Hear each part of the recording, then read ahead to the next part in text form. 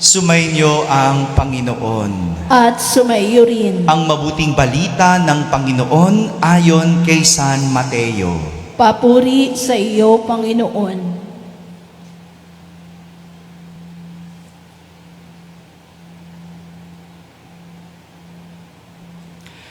Noong panahong iyon, nang makarating kay Herodes na tetrarka ang balita tungkol kay Jesus, sinabi niya sa kanyang mga lingkod, siya ay si Juan Bautista na muling nabuhay, kaya siya nakagagawa ng mga himala. Si Herodes ang nagpahuli, nagpagapos at nagpabilanggo kay Juan. Ang dahilan ay si Herodias na asawa ng kapatid niyang si Felipe. Laging sinasabi ni Juan kay Herodes, hindi matuwid na magsama kayo ng asawa ng iyong kapatid. Ibig ni Herodes na ipapatay si Juan. Ngunit natatakot siya sa mga Hudyo sapagkat kinikilala nilang propeta si Juan Bautista. Nang dumating ang kaarawan ni Herodes, sumayaw sa harapan ng mga panauhin ang anak ni Herodias. Labis na nasiyahan si Herodes, kaya't isinumpa niyang ibibigay sa dalaga ang anumang hingin nito. Sa udyok ng kanyang ina, sinabi ng dalaga, ibigay po ninyo sa akin ngayon din sa isang pinggan ang ulo ni Juan Bautista.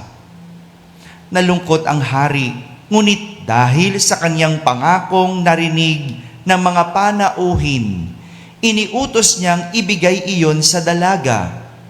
Kaya't pinapugutan niya si Juan sa bilangguan. Inilagay ang ulo sa isang pinggan at ibinigay sa dalaga. Dinala naman ito ng dalaga sa kanyang ina. Dumating ang mga alagad ni Juan. Kinuha ang kanyang bangkay at inilibing. Pagkatapos, ibinalita nila ito kay Jesus. Mga kapatid, ang mabuting balita ng Panginoon. Pinupuri ka namin, Panginoong Hesukristo. Umupo ang lahat at makinig sa umilia. Magandang umaga po sa inyong lahat. Magandang umaga sa mga nasa barangay, mga nasa tahanan at nasa abroad na nagsisimba via online. Kasama kayo sa aming banal na pagdiriwang dito sa ating parokya. 3 karakter ang magtuturo sa atin ng isang aral sa araw na ito. Simulan natin sa ating unang pagbasa sa kwento ni Jeremias. Sabihin nyo nga, Jeremias.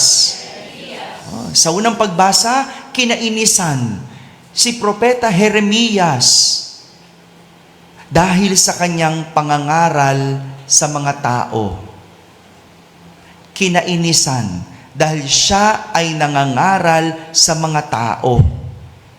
Sinasabihan kasi ni Jeremias ang mga tao na magsisi na at magbago. Pero sa halip na tanggapin ang pangaral ni Jeremias, siya ay pinagplanuhang patayin. Bakit ganon? Kung sino pa ang nangangaral, siya pa ang nagiging kontrabida. Napansin nyo ba yon? Kung sino yung nagtuturo, siya pa ang nagiging kontrabida. No? Parang sa pamilya. No? Pakiramdam ng pinangangaralan, siya ay napipigilan. Hello. Sa mga pinangangaralan. No? Pinangangaralan, wag mong kainin yan. Pinangangaralan ng pag-alis-alis, wag kang umalis. No? Pinangangaralan sa pag-aaral ng mabuti. Sa halip na magpasalamat ang pinangangaralan dahil sa malasakit, kontrabida pa ang tingin. Pansin niyo ba yon? Masama ba loob nyo pag kayo'y pinangangaralan? Wow, ang gagaling. Masama ba? Di ba? Pag pinagsabihan ka, ang sungit naman nito. Tinama ka lang, naku, yan, ganyan talaga yan. No? Di ba? Lagi tayo may komentong ganun. Akala mo, pakiramdam mo, kinakalaban ka. Pakiramdam mo, kontrabida kung sino pang nangangaral. Samantala, sa ating ebanghelyo, kwento naman ni Juan Bautista ang ating narinig. Sabi nyo nga, Juan Bautista. Dahil pinipilit ni Juan na itama ang ginagawa ng hari, sa huli, siya ay pinapatay. Pinapugutan siya ng ulo. Sinasabi lang naman niya, hindi matuwid na magsama kayo ng asawa ng iyong kapatid. Sinasabi lang naman niya yon, paulit-ulit. Pero sa halip na magpasalamat, sa halip na tanggapin, pinapatay at pinapugutan ng ulo si Juan. Bakit ganon? Kung sino pa ang nagtatama, siya pa ang lumalabas na mali. Napansin niyo ba yon? Sino pa'y nagtatama, siya pa'y sa huli, lalabas na mali. Gaya na lang nung teacher na sinapak ng kanyang estudyante. Napanood nyo ba yon sa social media? No? Yung teacher, sinapak. Pinagtulungan ng magkapatid na estudyante. Bakit? Tinatama lang naman ang estudyante dahil siya ay nakahikaw. Hindi tama ang magsuot ng hikaw sa eskwelahan. Tinatama lang. Sa huli, sinapak ang teacher. Hindi ko alam kung totoo yung kwento. Meron ako nabasa, namatay daw yung teacher. Hindi ko alam kung totoo. Pero kahit hindi namatay, hindi tama. Nasapakin ang guro na nagtuturo, nagtatama sa ginagawang mali. Sa mga pagkakataong ganito, parang gusto mo na lang na manahimik. Sa mga ganitong klase ng tao, parang piliin mo na lang ang wag magsalita. Parang ayaw mo na lang makialam at magmalasakit. Parang mas mabuti na lang na wag na lang mangaral at magpabaya. Dahil sa huli, ikaw naman ang mapapasama. Pag ganyan ba ang sitwasyon, anong pipiliin nyo? Mangangaral pa ba kayo o hindi na? Hello? Magsasalita ka pa ba o hindi na? Di ba?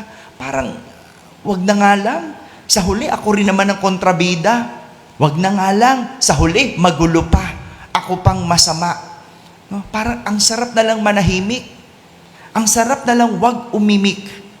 Pero, kung ganun ang pag-iisip ng lahat, wala nang magiging mabuti. Lahat masama na. Wala nang magiging tama. Lahat mali.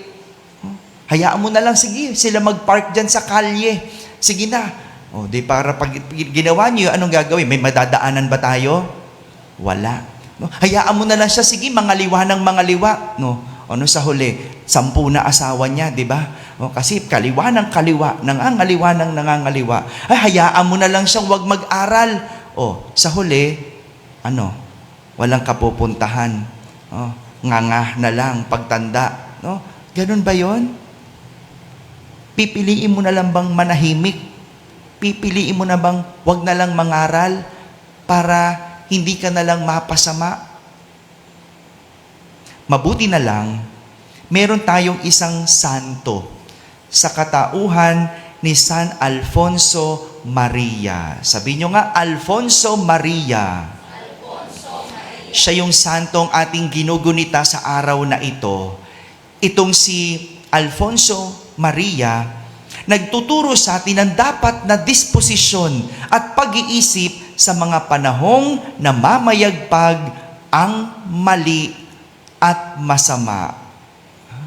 Alam niyo po, bagong naging pare at bago naging santo si Alfonso Maria, siya ay isang abogado.